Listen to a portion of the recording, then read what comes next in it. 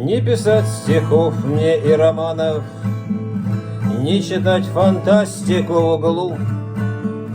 Я лежу в палате наркоманов, чувствую, сам сяду на иглу. Кто-то раны лечил боевые, кто-то так обеспечил тылы. Эх вы, парни мои шаровые, поскорее сходите с иглы. В душу мне сомнения запали, в голову вопросы мне сверлят.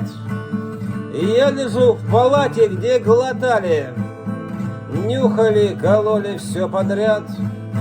Кто-то так залечил свою душу, кто-то просто остался один. Эй вы, парни, бросайте морфушу, перейдите на апоморфин.